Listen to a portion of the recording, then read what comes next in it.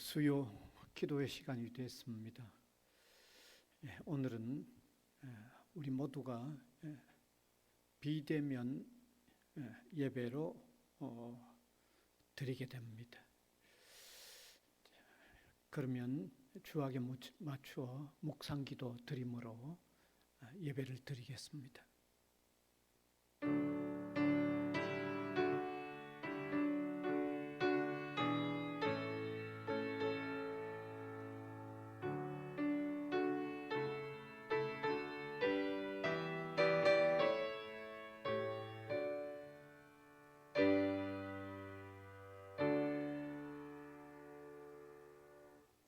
찬송가 325장입니다.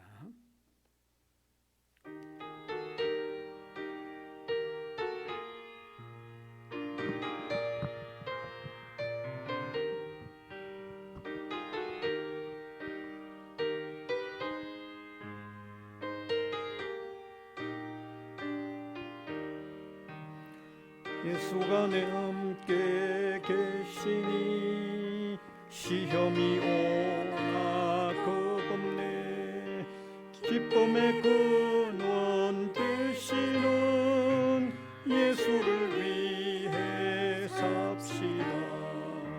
날마다 주를 섬기며 언제나 주를 기리고 그 사랑 안에 살면서 딴 길로 가지 맙시다. 이 세상 사는 동안에 주 이름 전파하면서 무리한 낙 주시는 예수를 위해 삽시다. 날마다 주를 섬기며 언제나 주를 기리고 그 사랑 안에 살면서 딴 길로 가지 맙시다. 이 세상 친구 없어도 예수는 나의 친구니 불의한 일을 버리고 예수를 위해 삽시다.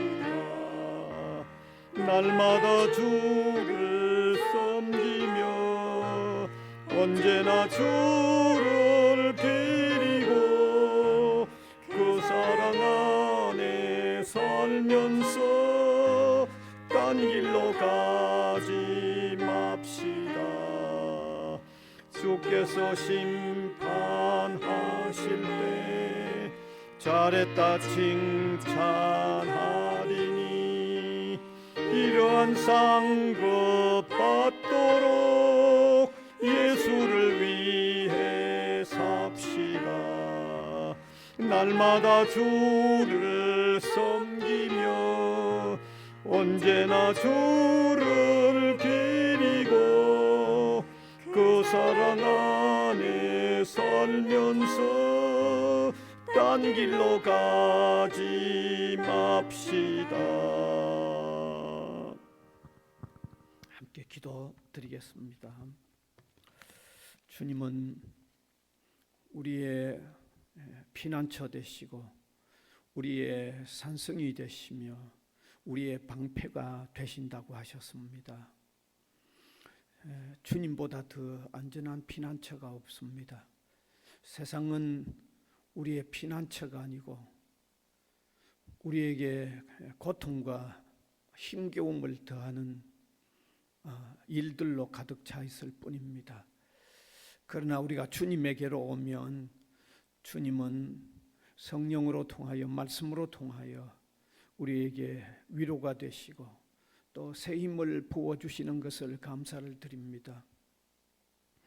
오늘 이 시간도 기도의 시간에 잠시 머리를 조아리고 기도하며 또 주의 말씀을 나누는 이런 소중한 시간을 주셔서 감사를 드립니다.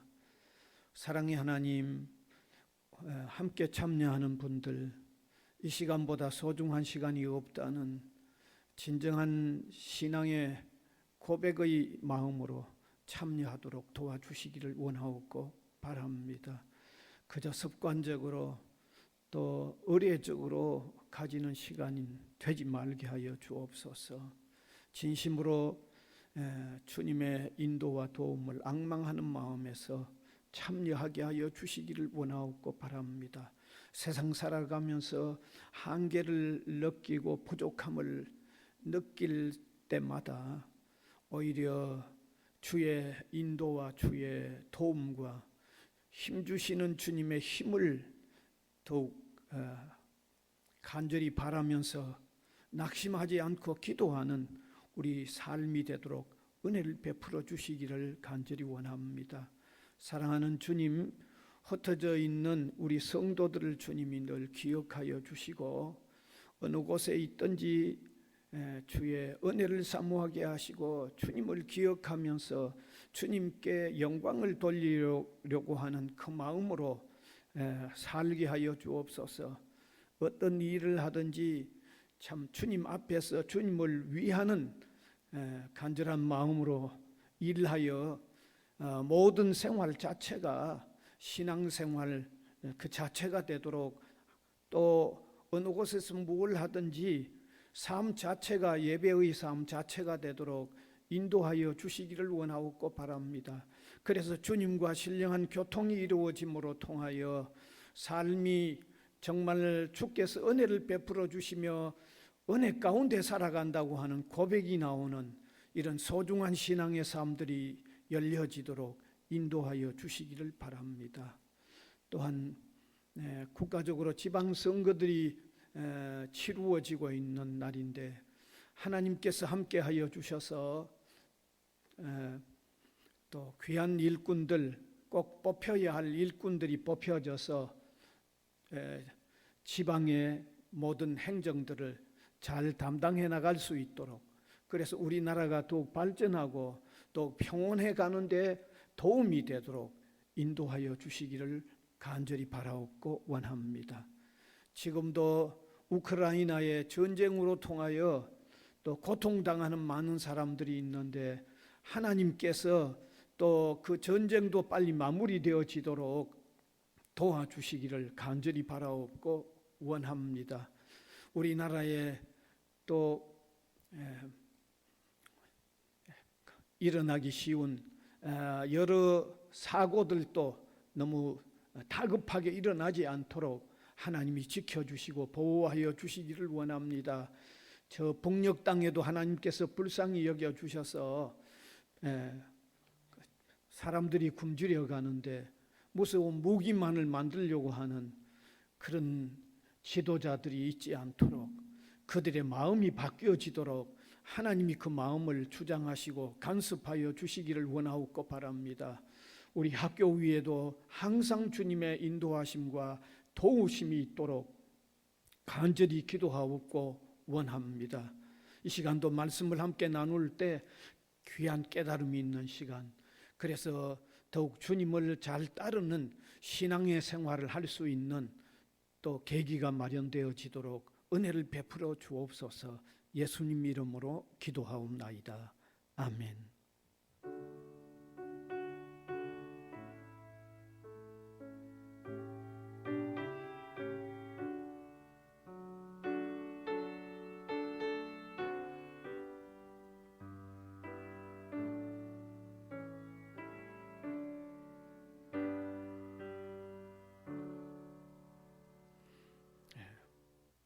하나님의 말씀은 누가복음 12장 35절에서 48절까지 되겠습니다. 누가복음 12장 35절에서 48절까지 제가 계속해서 읽어 내려가겠습니다. 허리에 띠를 띠고 등불을 켜고 서 있으라. 너희는 마치 그 주인이 혼인 집에서 돌아와 문을 두드리면 곧 열어주려고 기다리는 사람과 같이 되라. 주인이 와서 깨어있는 것을 보면 그 종들은 복이 있으리로다. 내가 진실로 너희에게 이르노니 주인이 띠를 띠고 그 종들을 자리에 앉히고 나와 수종들리라. 주인이 혹 2경에나 혹 3경에 이르러서도 종들이 그같이 하고 있는 것을 보면 그 종들은 복이 있으리로다. 너희도 아는 바 바니 집 주인이 만일 도둑이 어느 때에 이를 줄 알았더라면 그 집을 뚫지 못하게 하였으리라. 그러므로 너희도 준비하고 있으라. 생각하지 않는 때에 인자가 오리라 하시니라. 베드로가 여짜오되 주께서 이 비유를 우리에게 하심이니까 모든 사람에게 하심이니까 주께서 이르시되 지혜 있고 진실한 청지기가 되어 주인에게 그 집 종들을 맡아 때를 따라 양식을 나누어 줄 자가 누구냐. 주인이 이럴 때에 그 종이 그렇게 하는 것을 보면 그 종은 복이 있으리로다. 내가 참으로 너희에게 이르노니 주인이 그 모든 소유를 그에게 맡기리라. 만일 그 종이 마음에 생각하기를 주인이 드디 오리라 하여 남녀 종들을 때리며 먹고 마시고 취하게 되면 생각지 않는 날 알지 못하는 시각에 그 종의 주인이 이르러 엄히 때리고 신실하지 아니한 자에 받는 벌에 처하리니 주인의 뜻을 알고도 준비하지 아니하고 그 뜻대로 행하지 아니하는 종은 많이 맞을 것이요 알지 못하고 맞을 일을 행한 종은 적게 맞으리라. 무릇 많이 받은 자에게는 많이 요구할 것이요 많이 받지 않는 자에게는 많이 많이 맡은 자에게는 많이 달라 할 것이니라. 아멘. 오늘 이 시간에는 재림의 주를 기다리는 삶이라는 이런 주제의 말씀을 함께 나누기를 원합니다. 우리 기독 신자의 신앙생활에서 재림하실 예수님을 맞을 준비를 하며 살아가는 것이 대단히 중요합니다. 주님의 재림을 기다리는 사람의 삶은 소망 중에서 깨어있는 믿음의 삶을 살 수 있기 때문에 중요한 것입니다. 이렇게 우리 기독 신자의 삶에 주님을 기다리는 이 재림을 기다리는 삶이 중요하기 때문에 예수님은 아직 십자가의 죽음을 죽으시기도 전에 복음 전파하시면서 사시는 동안에 미리 제자들에게 재림의 주님을 기다리는 삶을 살아야 한다고 말씀하고 있는 것입니다. 특별히 오늘 읽은 이 말씀은 재림의 주님을 기다려야 할 것에 대하여 비유로서 말씀하신 내용입니다. 그 비유의 내용은 이러합니다. 혼인잔치집에 초청을 받아간 집 주인이 집을 떠나 있다가 돌아올 때가 되면 그 주인을 맞이하는 종이 두 종류의 종이 있다고 설명하고 있습니다. 한 종류의 종은 주인에 대한 그리고 다시 오시는 이 주인에 대한 관심을 가지고 준비하여 있다가 주인이 오면 즉시 문을 열고 맞아주지만은 다른 한 종은 아주 무관심하게 지내고 있다가 주인을 바르게 맞이하지 못하는 모습을 보이는 그런 비유를 말씀하고 있습니다. 그러면서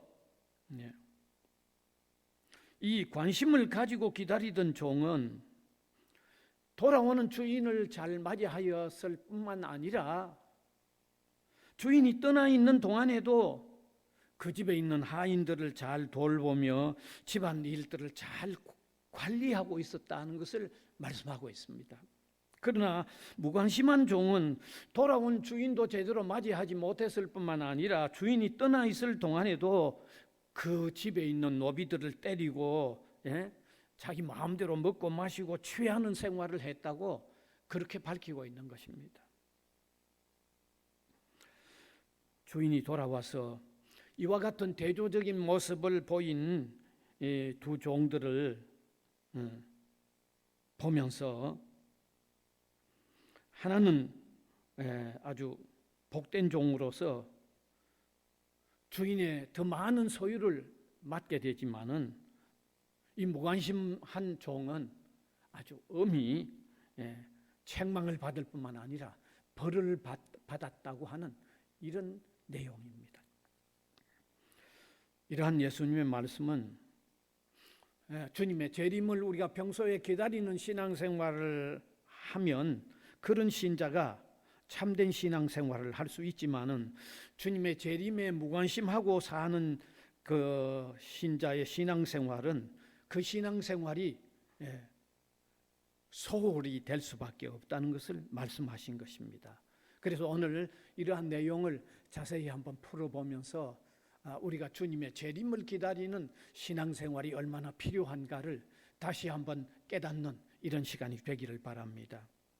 먼저 첫 번째로는 주님의 재림은 분명한 사실이라는 것을 우리가 깨달아야 하겠습니다.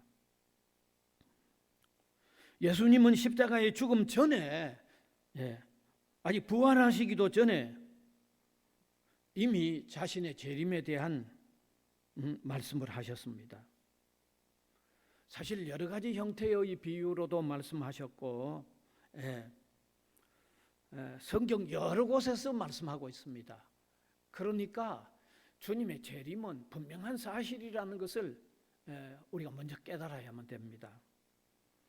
오늘 읽은 본문에서도 혼인잔치집에서 돌아오는 주인과 예수님이 재림해서 다시 오는 그런 어떤 모습으로 우리에게 설명을 하고 있을 뿐만 아니라 또 예수님께서 직접 자신의 재림을 맞이할 준비를 하라고 직접적으로 말씀하신 부분도 우리가 읽을 수 있습니다. 오늘 본문 40절을 보면 분명히 그렇게 되어 있습니다.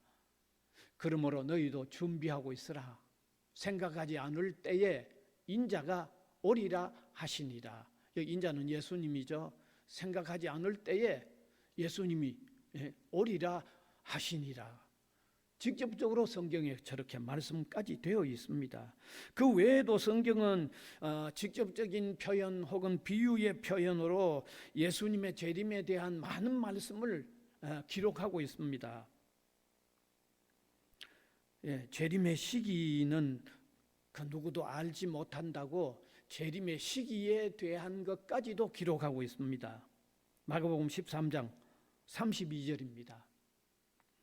그러나 그 날과 그 때는 아무도 모르나니 하늘에 있는 천사도 아들도 모르고 아버지만 아시느니라. 예수님은 틀림없이 재림해 오시는데 재림의 그 시간은 하나님만 알지 아무도 모른다라고까지 기록하면서 예수님은 재림하실 것을 말씀하고 있습니다. 또 재림에 대한 징조, 예수님이 재림이 다가와지면 세상에 어떤 징조가 일어날 건지를 마태복음 24장, 마가복음 13장 그리고 누가복음 21장 등에 아주 세밀하게 기록하고 있는 것을 우리가 읽을 수도 있습니다. 그런데 중요한 것은 우리가 방심하고 있을 그때에 재림한다는 것을 부각시키고 있는 것입니다. 오늘 본문 40절을 보면 반드시 그렇게 되어 있습니다. 그러므로 너희도 준비하고 있으라. 생각하지 않은 때에 인자가 오리라 하시니라. 생각하지 않는 때에 방심하기 좋은 그때에 주님이 재림에 오신다는 겁니다.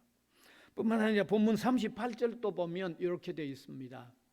주인이 혹 2경이나 혹 3경에 이르렀어도 2경 혹은 3경 이것은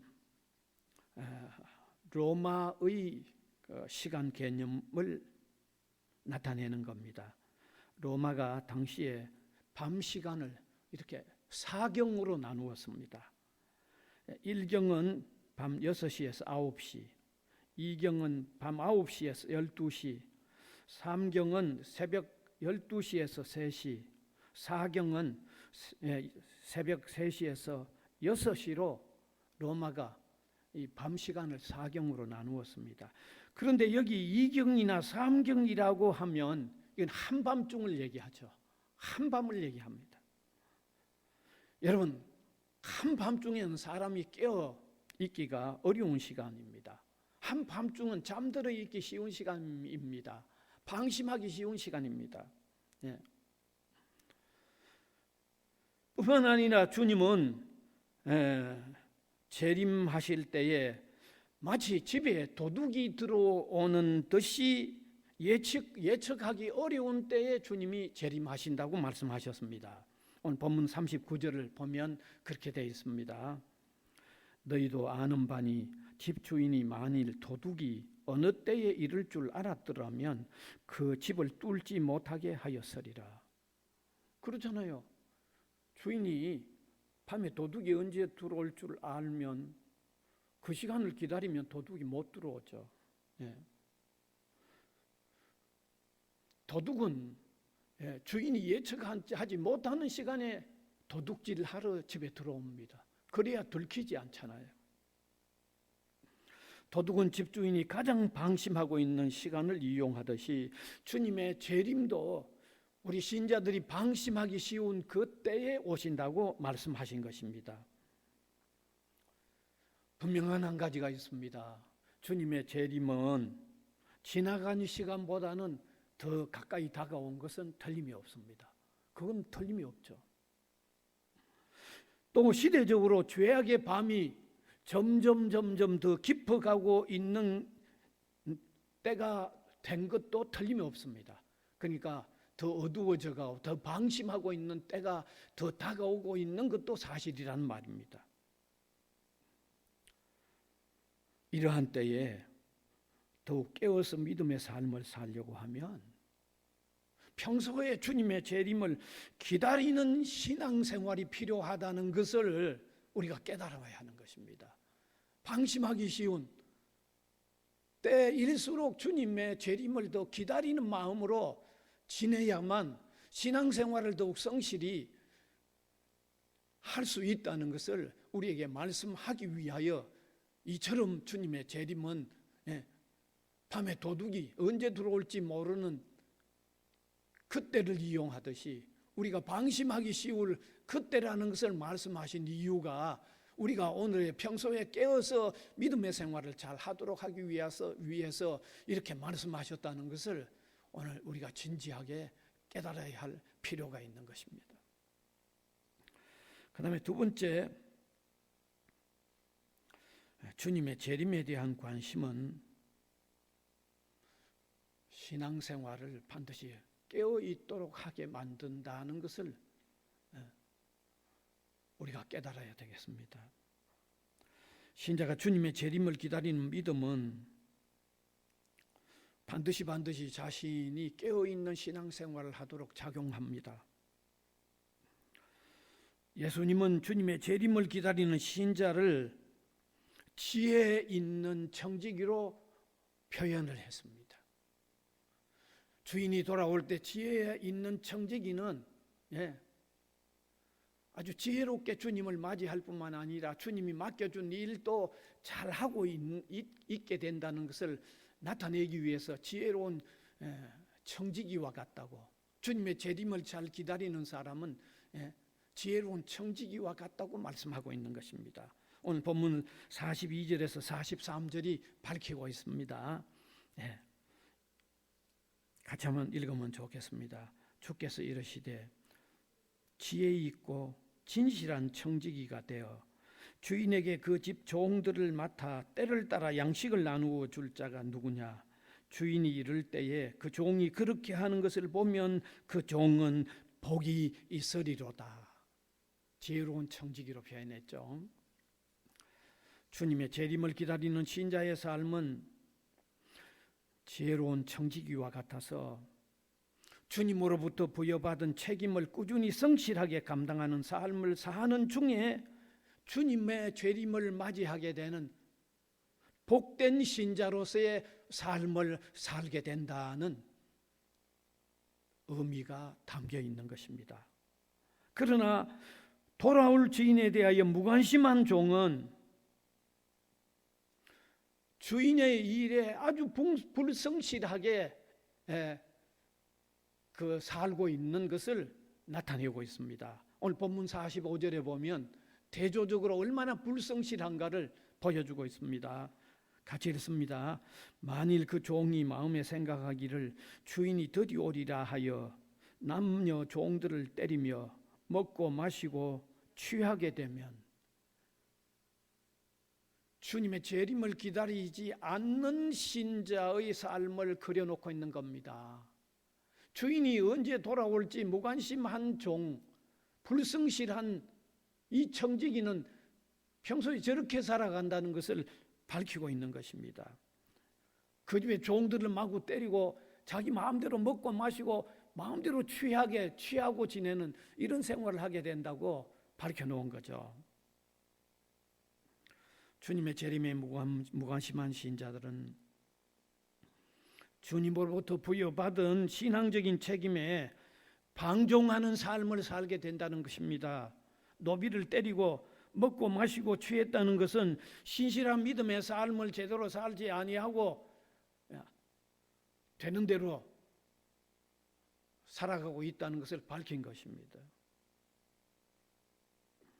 주님은 자신의 재림을 깨어 기다리는 신자와 방심해서 신실한 믿음의 삶을 살지 못하는 신자 각각에게 결국 주어질 상급에 대해서도 다르다는 것을 밝혀주고 있습니다. 깨어 주님의 재림을 기다리며 신실한 믿음의 삶을 사는 종에게는 주인의 소유를 더욱더 많이 위탁한다고 밝히고 있습니다. 본문 44절이 밝히고 있습니다. 같이 읽읍시다. 내가 참으로 너희에게 이르노니 주인이 그 모든 소유를 그에게 맡기리라. 깨어있는 청지기에게는 주인이 그 모습을 보고는 그의 소유 모두를 다 그에게 맡긴다고 말씀하고 있습니다. 그러나 주님의 재림에 무관심하여 방종하는 삶을 사는 청지기에게는 벌이 있을 것을 밝혀놓았습니다. 벌이 있다고 얘기하고 있습니다. 본문 46절입니다. 같이 읽읍시다. 생각하지 않는 날 알지 못하는 시각에 그 종의 주인이 이르러 엄히 때리고 신실하지 아니한 자의 받을 벌에 처하리니. 엄히 때린다고 얘기하고 있습니다. 예수님께서 이와 같은 비유적인 표현 속에 자신의 재림을 깨어 기다리는 성도와 무관심하여 방종하는 사람의 결과가 다르다는 것을, 다를 것을 분명히 밝히고 있는 것입니다. 신자는 주님의 재림을 깨어 기다리는 자세로 신앙생활을 해야 할 필요가 있다는 것을 다시 한번 깊이 깨달았으면 좋겠습니다. 사실 오늘을 사는 우리 신앙인들은 언제 주님이 재림하실지 정확히 알 수 없습니다. 그건 심지어 예수님 자신도 모른다고 말씀하셨습니다. 하늘의 천사도 모른다고 말씀하셨습니다. 오직 하나님만 안다고 이미 앞에서 제가 성경 구절로 확인했지 않습니까? 아무도 모릅니다. 우리가 사는 동안에 오늘을 살고 신앙생활하고 있는 우리가 사는 동안에 주님의 재림을 맞이할 수 있을는지 맞이하지 못할는지 모릅니다. 그러나 분명한 것 한 가지는 주님의 재림을 기다리는 자세로 오늘을 살면 오늘의 신앙생활을 더욱 잘할 수 있다는 사실은 그건 틀림없는 사실입니다. 그건 너무나 분명한 사실입니다. 여러분, 결국은 우리가 사는 동안에 주님이 재림에 이루어져서 주님을 맞이하든지, 아니면 주님의 재림이 늦어져서 우리가 이 세상에서 육체적인 생명이 끝나 땅에 묻혔다가 주님이 재림해 오실 때 우리가 부활을 해서 주님을 맞든지, 우리 신자는 언제든지 주님을 한번 맞이하는 것은 틀림이 없습니다.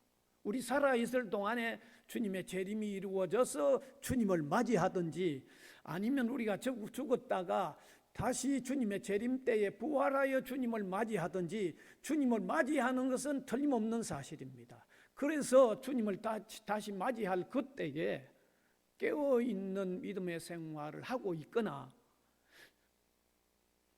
믿음의 생활을 성실히 하고 다시 재림의 때에 부활하여 주님을 맞이하게 되거나, 결국 주님 앞에서 우리의 삶은 결산하게 되어 있기 때문에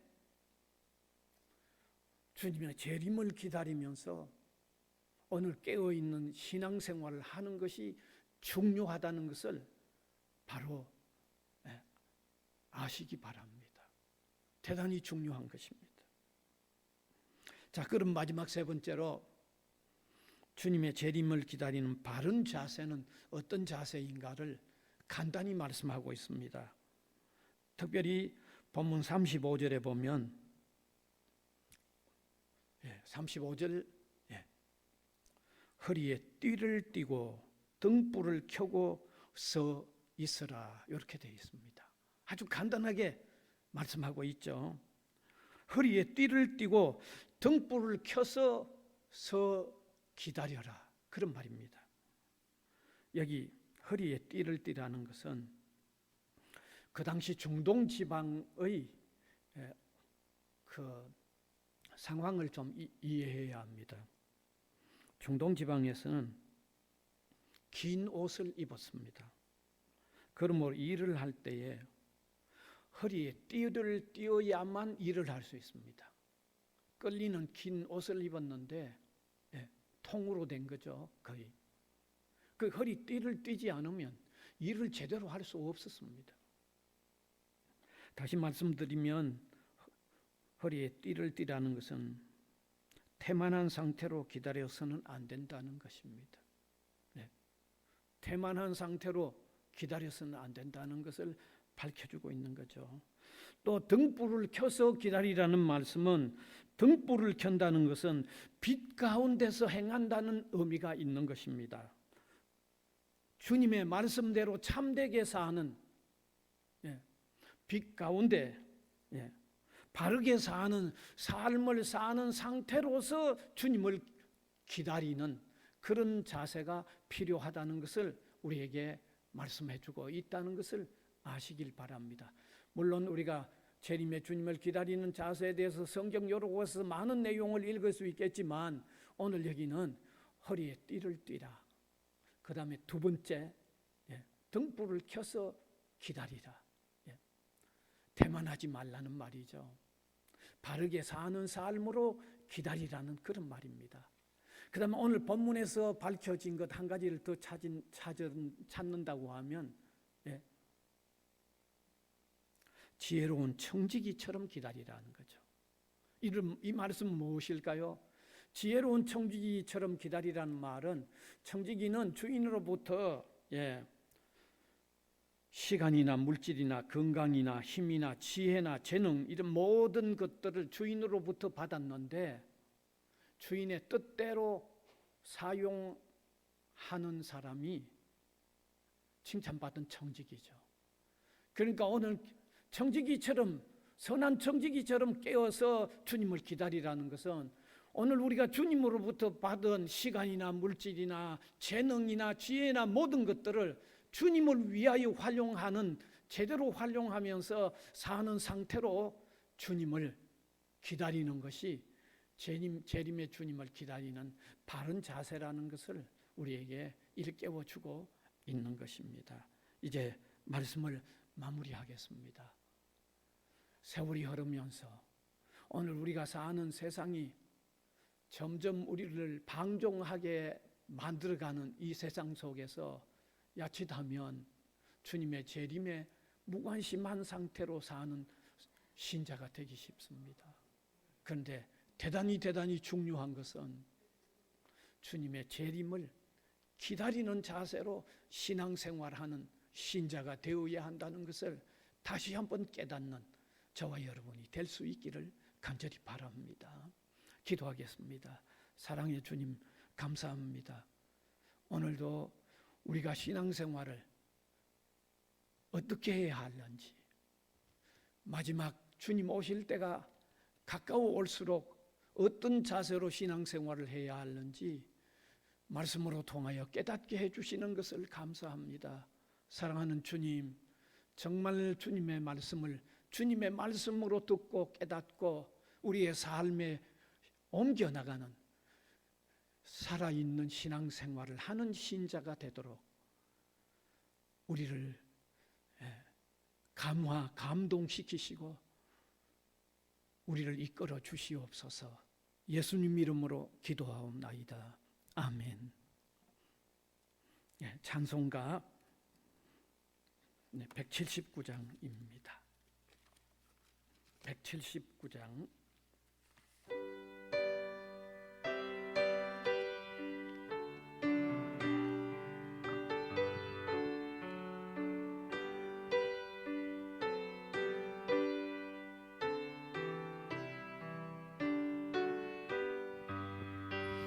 주 예수의 강림이 가까우니 저 천국을 얻을 자 회개하라. 주 성령도 너희를 부르시고 모천사도 영접하네. 주 예수님 너희를 찾으시니 외우심을 하면서 오지 않나. 온 세상 죄 담당한 어린 양은 죄 많은 자 불러서 구원하네. 이 세상이 즐기는 죄물로는 내 근심과 고초를 못 면하리. 또 숨질 때 위로를 못 얻으며 저 천국에 갈 길도 못 찾으리. 내 아버지 주시는 생명 양식 다 배불리 먹고서 영생하라. 꼬드심을 버리고 주께 오면 그 한없는 자비를 힘입으리. 주님 가르쳐 주신 기도드리겠습니다. 하늘에 계신 우리 아버지여, 이름이 거룩히 여김을 받으시오며 나라가 임하시오며 뜻이 하늘에서 이루어진 것 같이 땅에서도 이루어지이다. 오늘 우리에게 일용할 양식을 주시옵고 우리가 우리에게 죄 지은 자를 사하여 준 것 같이 우리 죄를 사하여 주시옵고 우리를 시험에 들게 하지 마시옵고 다만 악에서 구하시옵소서. 나라와 권세와 영광이 아버지께 영원히 있사옵나이다. 아멘.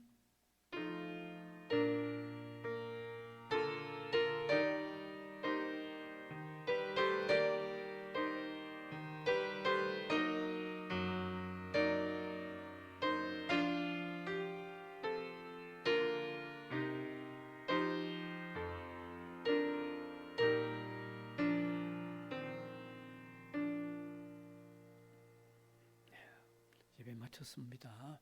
평안히 잘 계십시오.